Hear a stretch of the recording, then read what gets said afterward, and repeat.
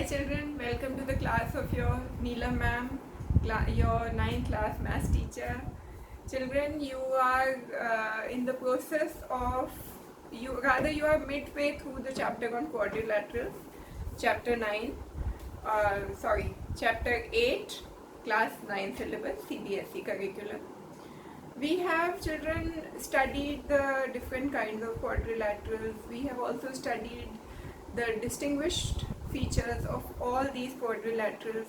We have also completed many theorems regarding parallelograms. We have studied the properties of rhombus also, rectangle, square, all that. We have also completed the exercise 8.1. Now children, before starting exercise 8.2, we have to learn one very important theorem. Not just one theorem, actually it's divided into two theorems, because one is the theorem, the other is the converse, as we have been studying in all the theorems. The one is the theorem, the other is the converse, that is also named by another number is given to that theorem. Now this theorem, children, is called the midpoint theorem. What is it called? Midpoint theorem. Midpoint theorem. It's a very important theorem, children.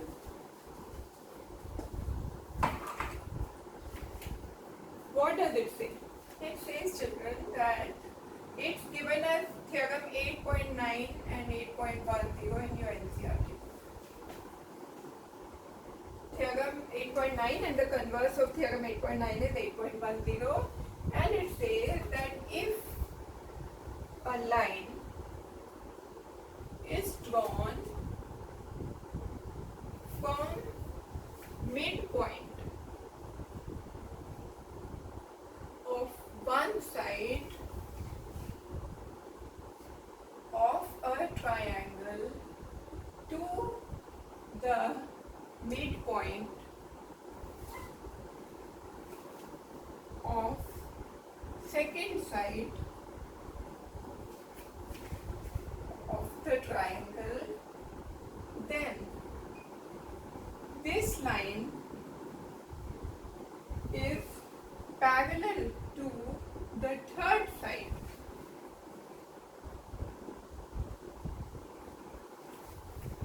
of the triangle and is also half of it. Now, first let us understand what you're saying. It's saying that if a line is drawn from midpoint of one side of a triangle, triangle has three sides. So if a line is drawn from midpoint of one side of a triangle to the midpoint of the second side, then the line so drawn is parallel to the third side of the triangle and is also half of it. So let me depict it in the figure so that you are able to appreciate this. ABC is a triangle, children. D is the midpoint of AB. Midpoint of AB, alright. E is the midpoint of AC.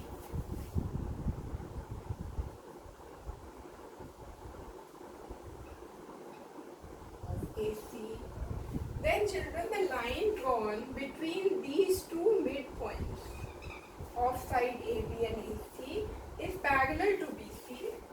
Then DE is parallel to the third side, that is BC, and DE is also half of BC. DE is equal to half of BC. That is DE, this line is equal to half of BC. This is half of BC. Understood, my children? It's a very simple theorem. Once you understand it, its application is will be used almost in every question in exercise 8.2. So it's a must that you understand this. And I hope I have explained it very well. You have understood it. that D is the midpoint of AB, E is the midpoint of AC. When a line is drawn between these two midpoints of AB and AC, the line so drawn, that is DE, is parallel to BC and is also half of BC. Fine, children? And what is the converse of this here? What is the converse of this theorem? It is that if a line is drawn from midpoint of one side of a triangle, if a line is drawn from midpoint of one side of a triangle and is parallel to the third side, alright children, then it will intersect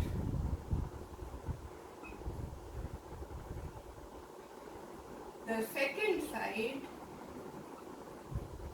See, if a line is drawn from midpoint of one side of a triangle and is drawn in such a way that it is parallel to the third side, then it will intersect the second side at midpoint. Or you can say that it will, or we can say that it will bisect the second side. Here children, we are calling this side the third side. If I draw this figure children, ABC, then I am calling this the first side, this the second side and BC the third side. So what am I saying? If a line is drawn from midpoint of one side of a triangle, that is this. If a line is drawn from here in such a way that this is parallel to the third side, what is the third side? BC. If a line is drawn in such a way that it is parallel to the third side, that is BC, then it will go and intersect this second side AC at its midpoint. That is, it will bisect AC. Bisect AC means it will divide AC into two halves. That means AE will be equal to AC. When this will happen? If D is drawn. If DE is drawn parallel to BC, where D is the midpoint. Understood children? So, if D is the midpoint of AB, if D is the midpoint of AB and if DE is drawn parallel to BC, then it will intersect AC at the point E such that AE is equal to EC. That is, DE will bisect AC. Bisect means divided into two halves. So there are three ways of saying this. E will be the midpoint of AC. DE will bisect AC. That is, AE is equal to EC. And the other way is that E will be the midpoint of AC. Alright? That is, DE is bisecting AC, dividing AC into two halves, such that DE is the bisector of AC. Okay? Understood? Okay. So what was the theorem and what is its converse? I will repeat once again. If D is the midpoint of AB and E is the midpoint of AC, then DE is parallel to BC and is half of it. So, theorem. Converse is, if a line is drawn from the midpoint of one side parallel to the third side, then it will intersect the second point at its midpoint, or it will bisect the second side, that is AC. Okay, you can. Meaning is same, that E is the midpoint of AC.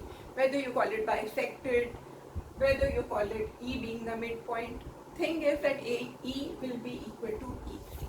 Okay. So now you have understood the theorem and its converse also. Now children, we can proceed with exercise 8.2.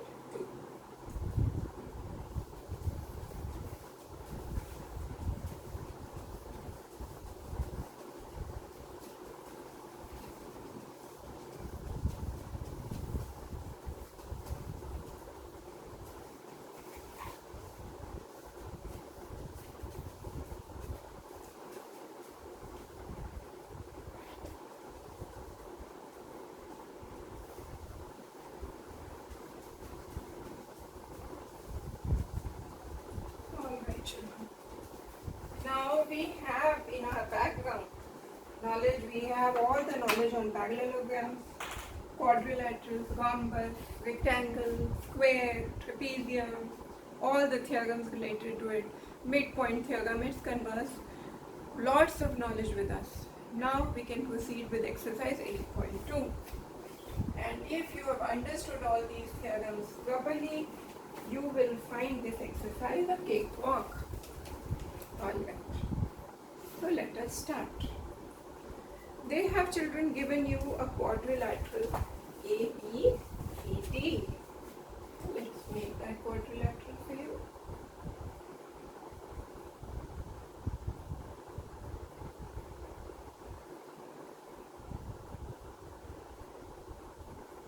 Alright. A, B, C, D. Okay. Make this point S, point is R, this point is Q, this point is P. And they have made this quadrilateral.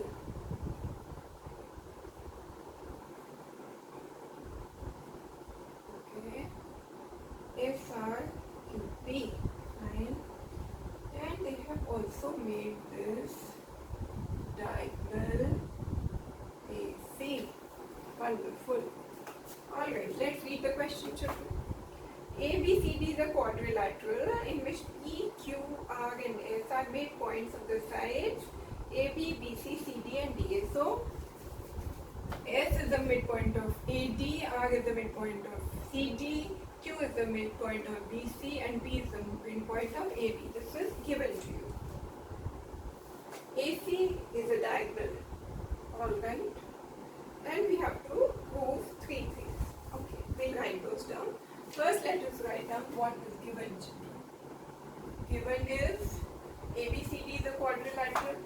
Fine. S, R, Q and P are midpoints of what all, children? S, R, Q and P. Yes, they are midpoints of AD, DC, CP and BA. Alright? And what you have to prove? Again, you might feel information थोड़ी सी देते हैं, पूछ इतनी सारी चीजें लेते हैं, है ना? First thing is you have to prove that SR is parallel to AC. Okay, and SR is equal to half of AC. Half of AC. Okay. Second thing you have to prove is that PQ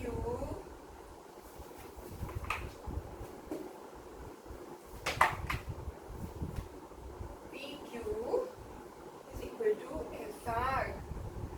Third thing that you have to prove is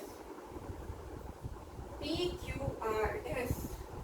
PQRS is a parallelogram.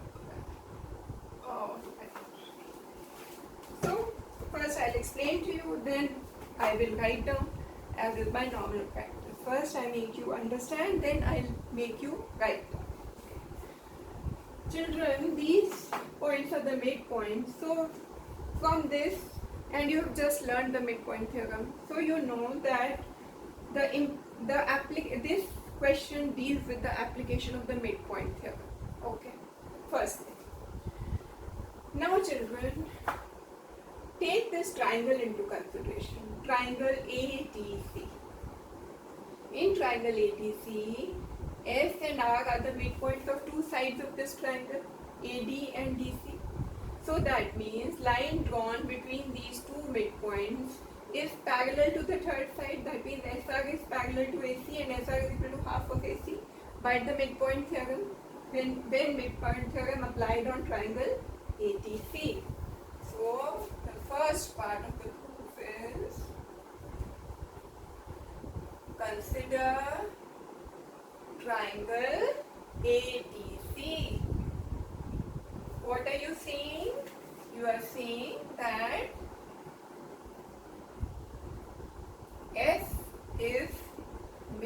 midpoint of AD are midpoint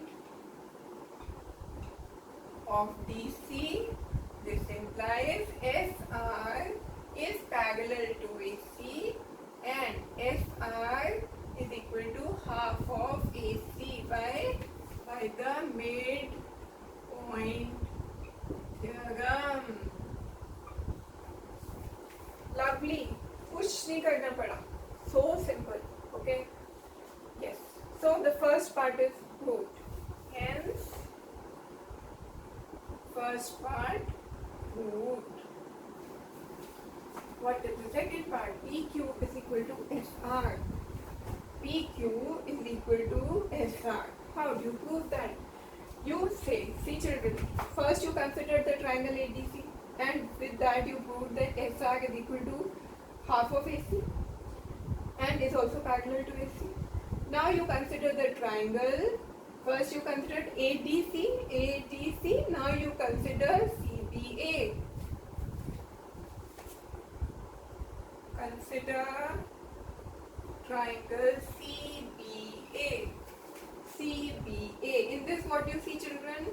P is the midpoint of AB, Q is the midpoint of CB. Line drawn between these two midpoints will be parallel to the third side AC and also half of it. Right? So you write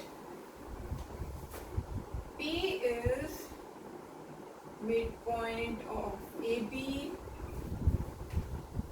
Q is midpoint of CB. This implies that PQ is parallel to AC, that is the third side of this triangle, and PQ is equal to half of AC. Isn't it? Now children, we know that SR is half of AC, PQ is half of AC. That means what? SR is equal to PQ. So if this equation is equation 1, this is equation 2, then from equation 1 and 2 we get that SR is equal to PQ. This is what they wanted you to prove, hence second part has been proved.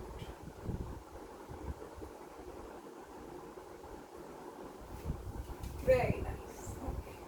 Now, what is the third part? They also want you to prove children that PQRS is a parallelogram. PQRS is a parallel. Now children, from equation 1 and 2, you have already obtained that SR is equal to PQ. Further, we also know children that SR is parallel to AC and PQ is parallel to AC. That means what? SR is parallel to PQ, isn't it? So, third part is that as SR is parallel to AC, PQ is also parallel to AC. This implies SR is parallel to PQ. Okay? And we also have from part 2 that SR is equal to PQ. From second part we know that SR is equal to PQ. Now SR is parallel to PQ and SR is equal to PQ. That means, and we know on the theorem on parallelogram that if one pair of opposite sides is equal and parallel, then it's a parallelogram. We have proved this. One side, that is SR and PQ, is parallel and equal. That means PQRS is a parallelogram. So this implies PQRS is a parallelogram. What is the reason? Because one pair of opposite sides is equal and parallel. So hence third part can also be proved. Fine.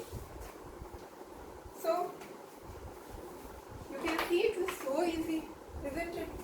It was pure application of the theorem, midpoint theorem, and of course a little bit, nahi, one theorem and full theorem of parallelogram was also used, but application, it was pure application of the theorem that you have learned. That is why I keep telling you, children, studying the theorems, the applications were very important. Alright, so this was, so if I have written question number 8, this is question number 1, children. This is question number 1 of exercise 8.2. Alright. This is question number 1 of exercise 8.2. Fine, children. Now we shall move on to the next question.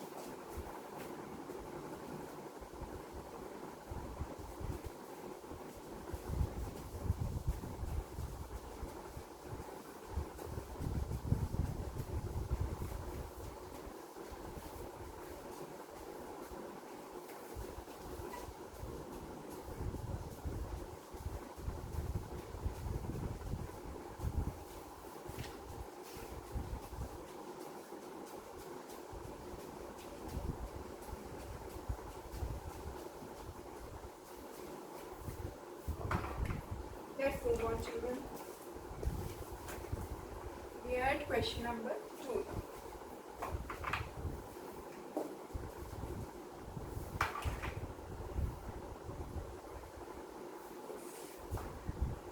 ABCD is a compass, okay?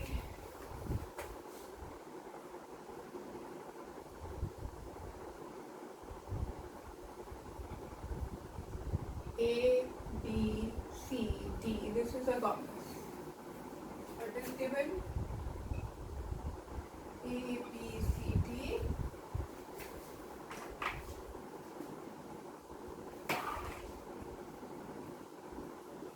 Is a compass.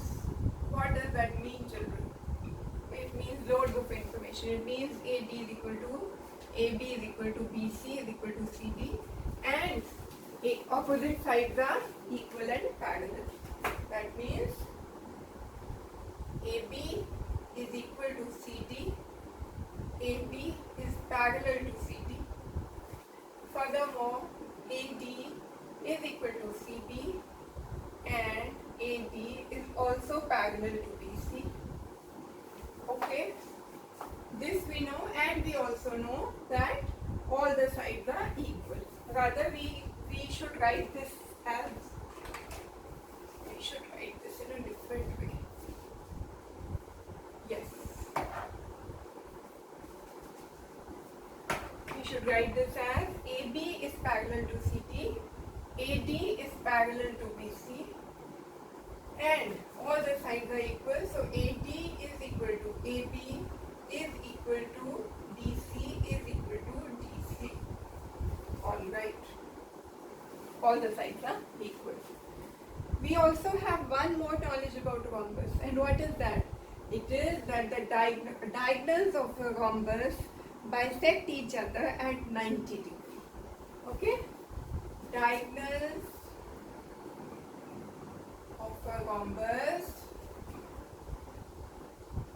bisect each other, that is divide each other into two halves, each other at right angles. Okay? That is, they intersect at right angles and they bisect each other. So this is the given information, children. And what you have to prove? Okay, so ABCD is a rhombus and P, Q, R and S are the midpoints. Okay, AB, so this is P, Q, R and S. Fine. So these are the midpoints. Okay. So another information which is given is that P, Q, R and S are midpoints. Fine. Show that the quadrilateral PQRS is a rectangle. What you have to prove, children? We have to prove that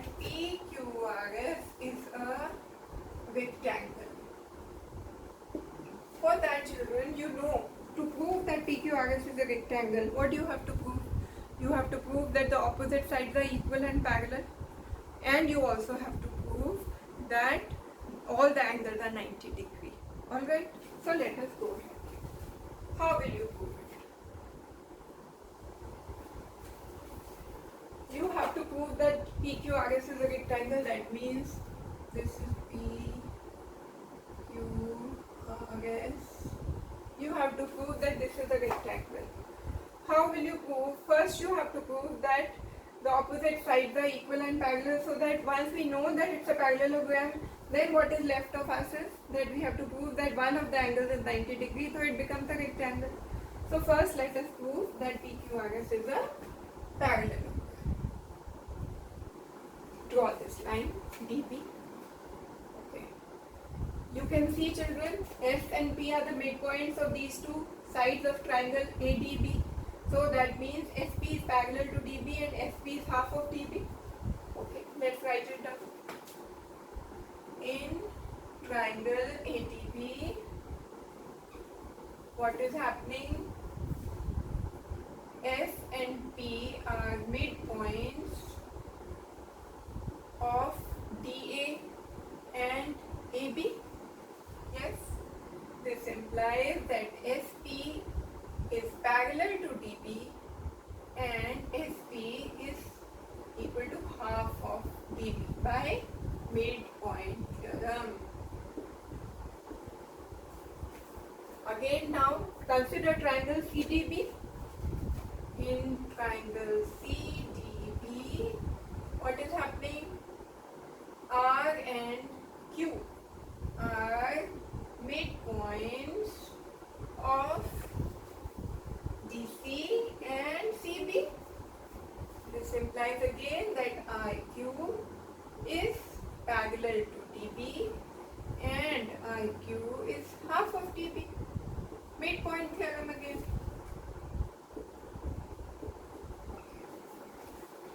So from these two equations, from 1 and 2,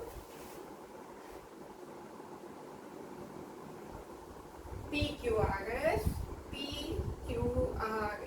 is a parallelogram. Why? One pair of opposite sides equal and parallel. Done. So we have proved that PQRS is a parallelogram. What does it mean? That opposite sides are equal and opposite sides are parallel. Alright, this is done. So half the job is done. But now we have to prove, you have to prove it's a rectangle. How will you prove? That you can prove by proving that one of the angles is 90 degrees. Okay. So let us draw another diagonal. Okay. Now, once you have drawn these, children, you should also write here the constructions that you have done. AC and DB are diagonals. Okay, and you know that these diagonals intersect at 90 degree. Why? Because it's a compass. Okay? Yes. And they also bisect each other. Diagonals of a compass bisect each other at 90 degree. We have also written here diagonals of a compass bisect each other at right angles, and these two are the diagonals. Fine. Now children, we know that SP is parallel to DB. That means, let us name these points also, children. PQRS. This is E, F, G, H. These points. Okay. Now children, we know that SP is parallel to IQ, isn't it? As PQRS is a parallelogram. So SP is parallel to DB, implies EP is parallel to, let this point of intersection be O. So as SP is parallel to DB, implies, children, that EP is parallel to OF. Alright. Similarly, children, Look at this side. You are considering, children, the small parallelogram. As SR is parallel to AC, as SR is parallel to AC, as SR is parallel to AC, that implies, children, that OE is parallel to FP. OE is parallel to FP, isn't it? Why do we know, children, that SR is parallel to AC? By the midpoint theorem, because S and R are the midpoints of DA and DC. So midpoint theorem says SR is parallel to AC. So that is OE is a part of AC and OE is a part of AC and PF is a part of PQ, and we know that PQ is parallel to AC by the midpoint theorem. Okay, so from this we get that quadrilateral OEFP is a parallelogram, isn't it? From this you get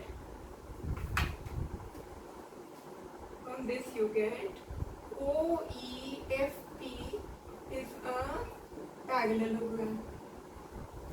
Understood, children? Why is OEFP a parallelogram? Because OE is parallel to FP and EP is parallel to OF. Opposite sides are parallel. Done? And in a parallelogram, opposite angles are equal. That means this implies what, children? That angle EPF, that is this angle EPF is equal to 90 degree. Why? Because angle EOF is equal to 90 degree. Why? Because diagonals of rhombus bisect each other at 90 degree. So because EOF is 90 degree, that means that the angle opposite to his EPF will also be 90 degree. And why are we saying this? Because opposite angles in a parallelogram are equal. Isn't it? So this angle is 90, that means all the other angles are 90 degree. So therefore you have proved that PQRS is a rectangle. You had already proved that PQRS is a parallelogram.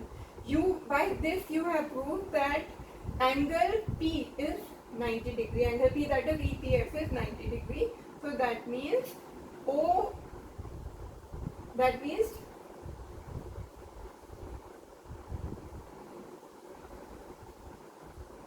as FP parallel to this, so OEFP, yes. We had already proved that OEFP, that is this quadrilateral, is a parallelogram. Now this parallelogram, the angle is 90 degree. Why? Because we have just proved this, that as EOF is 90, so angle opposite to this will be 90, so this is also 90. Understood, children? So we know that angle P is equal to 90 degree. That means PQRS is a rectangle. So therefore OEFP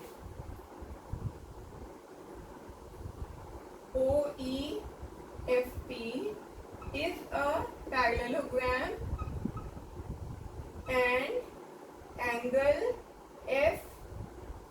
FPE or EFP, whatever,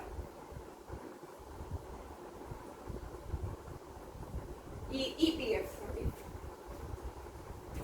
and angle EPF is equal to 90 degree implies what, children? It implies that PQRS is a rectangle. Why? Because one angle is 90 and we had already proved that PQRS is a parallelogram. So in a parallelogram, if one angle is 90 degree, then it's a rectangle. Understood? Alright. Now children, this brings us to the end of this lecture. We shall be doing the other questions of this exercise in our next lecture. Till that time, children, happy practicing math, happy sharp math. All the best to you children and have a wonderful